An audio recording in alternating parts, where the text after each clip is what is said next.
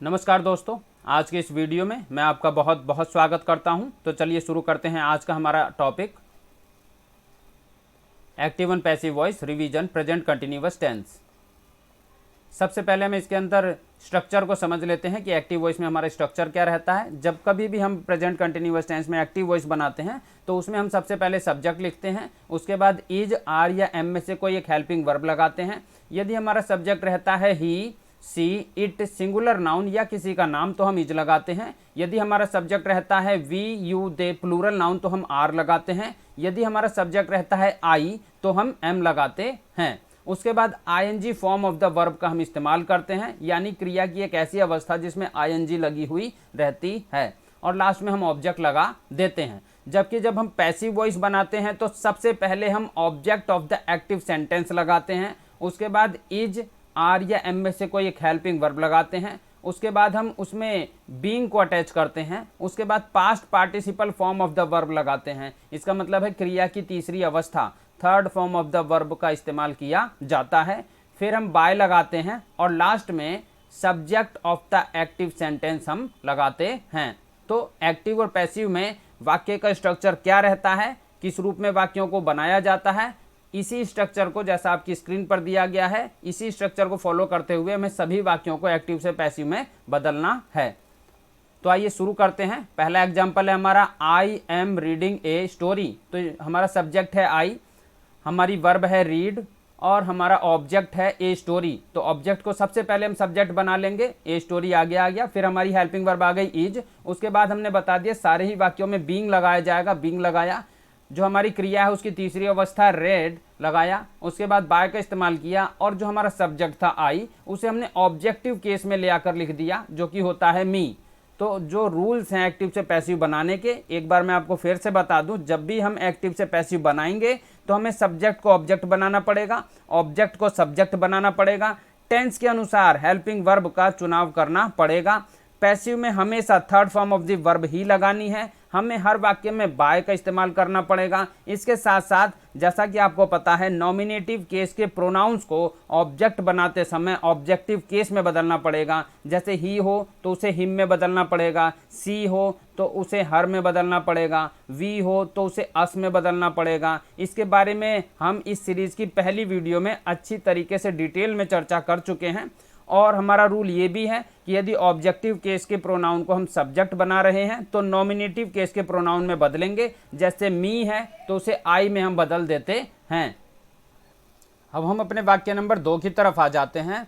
The engine is driving the train. तो हम देखेंगे हमारा सब्जेक्ट क्या है, द इंजन है, हमारी वर्ब है ड्राइव और हमारा ऑब्जेक्ट है द ट्रेन। तो सबसे पहले हम द ट्रेन जो हमारा ऑब्जेक्ट है उसे सब्जेक्ट बना लेते हैं, फिर उसके बाद में हम अपनी हेल्पिंग वर्ब इज लगा लेते हैं, क्योंकि यह सिंगुलर नाउन है इज लगाया जाएगा। बीइंग का इस्तेमाल किया, ड्राइव की third form of the verb driven का इस्तेमाल किया, बाय को अटैच किया, और फिर लास्ट में जो हमारा सब्जेक्ट था द इंजन उसे ऑब्जेक्टिव केस में ले आकर लिख दिया। तीसरे वाक्य की तरफ आ जाते हैं। सी इज सिंगिंग ए सॉन्ग। तो हमारा सब्जेक्ट क्या है सी, हमारी वर्ब क्या है सिंग और हमारा ऑब्जेक्ट क्या है ए सॉन्ग। तो फिर हम ऑब्जेक्ट को सबसे पहले सब्जेक्ट बना लेते हैं ए सॉन्ग, सिंगुलर नाउन है इसके साथ भी इज लगाया जाएगा। उसके बाद हमने बीइंग का इस्तेमाल किया, उसके बाद सिंग की third form of the verb संग का इस्तेमाल किया, फिर बाय को लगाया और लास्ट में सी को ऑब्जेक्टिव केस में ले आकर लिख दिया जो कि होता है हर। इसके बाद हम नेक्स्ट सेंटेंस में आ जाते हैं। The carpenter is making furniture. तो हमारा सब्जेक्ट क्या है इस वाक्य में, द कारपेंटर, हमारी वर्ब क्या है मेक और हमारा ऑब्जेक्ट क्या है फर्नीचर। ऑब्जेक्ट जो हमारा फर्नीचर है उसे फिर से हमने सब्जेक्ट बना लिया, सिंगुलर नाउन है इसके साथ इज का इस्तेमाल किया, फिर बीइंग लगा दिया जैसा सारे ही वाक्यों में लगाया जा रहा है। उसके बाद हमने मेक की third form of the verb made को अटैच किया, फिर बाय का इस्तेमाल किया और लास्ट में द कारपेंटर जो हमारा सब्जेक्ट था उसे ऑब्जेक्टिव केस में ले आकर लिख दिया। तो इस तरह से मैं समझता हूँ कि इस स्क्रीन के ऊपर दिए गए वाक्यों को आप समझ गए होंगे कि जो हमारा बताया गया स्ट्रक्चर है उसी रूप में आपने भी इसे एक्टिव से पैसिव में कन्वर्ट करते चले जाना है। When the verb is followed by preposition. जब कभी भी क्रिया के साथ में कोई प्रपोजिशन लगी होती है तब हम क्या करते हैं प्रेजेंट कंटिन्यूअस टेंस में। आइए उसके उदाहरण को समझते हैं। जैसे कि आप देखें, my mother is talking to a stranger. My mother is talking to a stranger. तो सबसे पहली बात है कि सब्जेक्ट क्या है, माई मदर है। दूसरी बात यह है कि हमारी वर्ब क्या है, हमारी वर्ब है टॉक। तीसरी बात यह है कि हमारा प्रपोजिशन क्या है। तो आप देखेंगे प्रपोजिशन है टू और हमारा ऑब्जेक्ट क्या है, ए स्ट्रेंजर। तो जब हम इसे एक्टिव से पैसिव में कन्वर्ट करेंगे तो देखिए किस रूप में हम करते हैं। ए स्ट्रेंजर जो हमारा ऑब्जेक्ट है उसे हमने यहाँ पर सब्जेक्ट बना लिया है। उसके बाद हमने इसी, क्योंकि ये सिंगुलर नाउन है ए स्ट्रेंजर, इसके साथ में इज का इस्तेमाल किया है, फिर बीइंग का इस्तेमाल किया है, फिर third form of the verb talk की, टॉक्ड का इस्तेमाल किया है। उसके बाद इतनी सी बात ध्यान रखनी होती है कि जो वर्ब हमने third form of the verb लगाई है, यदि वाक्य में कोई प्रपोजिशन आया हुआ है तो उसे third form of the verb के साथ ही एज इट इज ही अटैच कर दिया जाता है, जैसे यहाँ पर किया गया है। हमेशा third form of the verb के साथ ही प्रपोजिशन को अटैच कर दिया जाता है। उसके बाद में हमने बाय लगा लिया है और जो हमारा सब्जेक्ट था माई मदर, उसे हमने ऑब्जेक्टिव केस में ले आकर लिख दिया है। तो आशा करता हूँ आपको ये वाक्य समझ में आ गया होगा। अब हम अपने अगले वाक्य की तरफ आते हैं। The children are laughing at the old beggar. तो फिर देखेंगे हमारा सब्जेक्ट क्या है, द चिल्ड्रन है, उसके बाद हमारा वर्ब क्या है, लॉफ है, और लास्ट में हम देखेंगे हमारा प्रपोजिशन क्या है, एट, और हमारा ऑब्जेक्ट है ओल्ड बैगर। तो ओल्ड बैगर को हम सबसे पहले ले आए, the old beggar, singular noun है, इसके साथ में इज का इस्तेमाल किया, फिर बीइंग को हमने अटैच कर दिया, फिर लॉफ की third form of the verb loft लगा दिया। उसके बाद क्योंकि हमने बताया कि जो हमारा प्रपोजिशन है उसको आपने third form of the verb के साथ ही लगा देना है, तो हमने लगा दिया। उसके बाद बाय का इस्तेमाल किया और लास्ट में द चिल्ड्रन जो सब्जेक्ट था उसे हमने ऑब्जेक्टिव केस में ले आकर लिख दिया है। तो इस तरह से एक्टिव से पैसिव में हमने इस वाक्य को बदल दिया है। उसके बाद में हम देखेंगे हमारा अगला सेंटेंस क्या है, I am waiting for him, I am waiting for him. तो हम देखेंगे हमारा सब्जेक्ट क्या है, हमारा सब्जेक्ट है आई, और उसके बाद हम देखेंगे हमारी वर्ब क्या है, वर्ब है वेट, और फिर हम देखेंगे हमारा ऑब्जेक्ट क्या है, हमारा ऑब्जेक्ट है हिम। तो हिम को जैसे हमने बताया कि यदि ऑब्जेक्टिव केस के प्रोनाउन को सब्जेक्ट बनाना है तो नॉमिनेटिव केस में बदला जाता है। तो हिम का नॉमिनेटिव केस होता है प्रोनाउन हिज। तो ही लगाया हमने, ही सिंगुलर नाउन है, इसके साथ में इज लगाया हमने, बीइंग सारे ही वाक्यों में लगाया जा रहा है, third form of the verb लगाई वेटेड, और इस वाक्य का जो प्रपोजिशन है वो हमने लगा दिया फोर। उसके बाद बाय का इस्तेमाल किया और लास्ट में आई को हमने सब्जेक्टिव से ऑब्जेक्टिव केस में ले आकर लिख दिया है, जो कि होता है मी।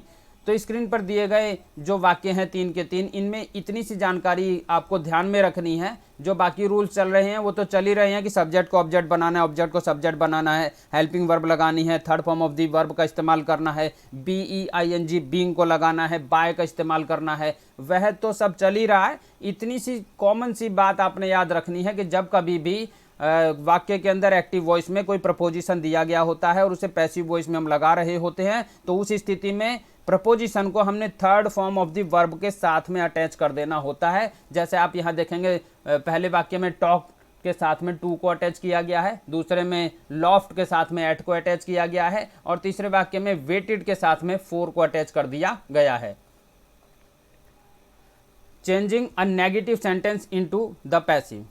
When a negative sentence is changed into the passive, not will come between is, am, are and being। तो जब कभी भी हम नकारात्मक वाक्यों को पैसिव में बदलते हैं तो जो नॉट लगाया जाता है वो इज, एम, आर और बीइंग के बीच में लगा दिया जाता है। जैसे कि आप यहाँ एक उदाहरण देखिए, she is not writing a story, she is not writing a story. तो हमारा सब्जेक्ट क्या है, सी है, हमारा ऑब्जेक्ट क्या है, ए स्टोरी है, वर्ब क्या है, राइट है। तो आप ध्यान से देखिए, हम जब इसे पैसिव में बदलेंगे तो किस रूप में बदलेंगे। सबसे पहले हम ऑब्जेक्ट ए स्टोरी को सब्जेक्ट बना लेते हैं, उसके बाद अपनी हेल्पिंग वर्ब लगा लेते हैं जो कि होती है इज, क्योंकि ये सिंगुलर नाउन है, इसके साथ में इज लगाया जाएगा। फिर जैसा हमने अभी बताया कि जब नकारात्मक वाक्य है तो हेल्पिंग वर्ब और बीइंग इन दोनों के बीच में हमें नॉट लगा देना है। तो जितने भी वाक्य जब हमें नकारात्मक एक्टिव से पैसिव में बदलने होते हैं प्रेजेंट कंटिन्यूअस टेंस के, तो हम हेल्पिंग वर्ब और बीइंग इन दोनों के बीच में नॉट को लगा देते हैं। उसके बाद में हम अपनी third form of the verb लगा लेंगे जो है कि है राइट की रिटर्न। फिर बाय का इस्तेमाल किया और सी को ऑब्जेक्टिव केस में ले आकर लिख दिया जो कि होता है हर। Changing an interrogative sentence into the passive. The passive form of this sentence will begin with the is, am, are when the active sentence begin with a question word such as when, whose, why, which and how. The passive sentence will also begin with a question word. तो यदि मैं सरल शब्दों में कहूँ तो इसका मतलब ये होता है कि जब कभी भी हम प्रश्नवाचक वाक्य बनाते हैं तो वो कहीं ना कहीं is, am, are helping verb से शुरू होते हैं, और कई बार वह प्रश्न कोई WH फैमिली के वर्ड से शुरू होते हैं, जैसे कि कब, कौन, क्यों, किसका, कैसे, इत्यादि शब्द।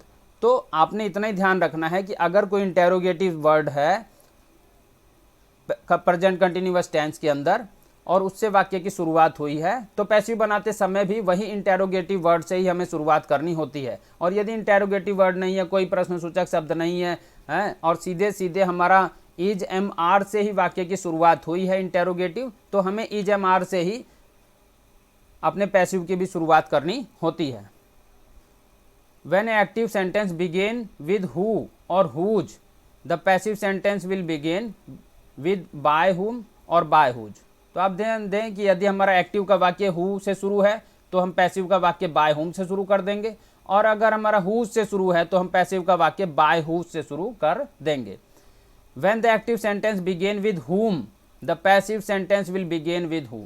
तो यहाँ ध्यान देने वाली बात यहाँ पर यह है कि यदि एक्टिव का वाक्य हमारा whom से शुरू है तो हम पैसिव का वाक्य who से शुरू करेंगे।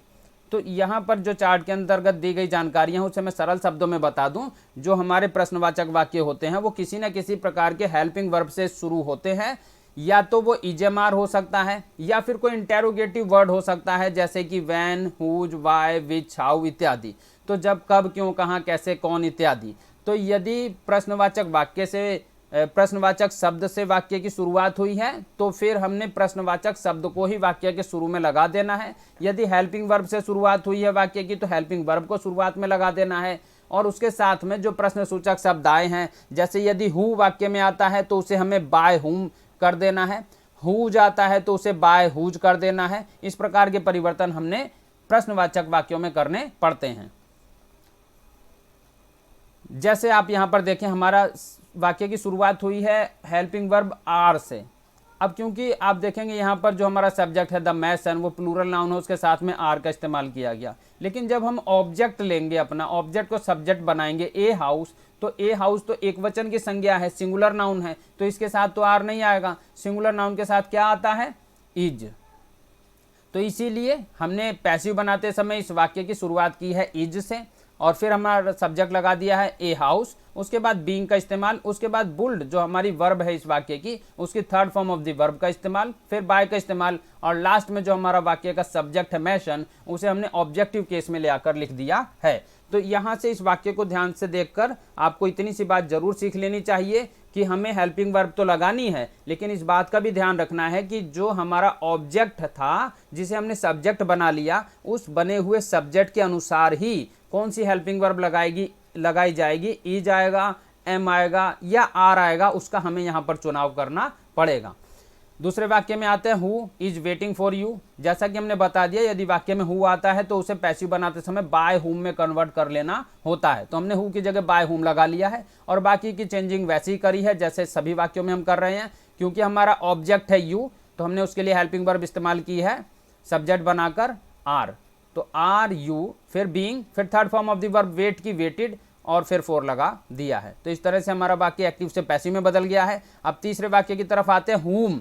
जब कभी भी वाक्य में हुम शुरू में आएगा तब हमें क्या करना है? हुम आर यू वेटिंग फॉर, तो हुम को हमने बता दिया, हुम आएगा तो आपने उसे हु में बदल लेना है। उसके बाद सिंगुलर नाउन है, उसके साथ में इज का इस्तेमाल करना है, फिर बीइंग लगाना है, फिर third form of the verb waited की लगाई जाएगी, फिर फोर लगाना है, फिर बाय का इस्तेमाल करना है, और लास्ट में यू को ऑब्जेक्टिव केस में ले जाकर लिख देना है। यू को ऑब्जेक्टिव केस में ले आकर लिखते हैं तब भी यू का यू ही रहता है, उस शब्द में कोई परिवर्तन नहीं होता है।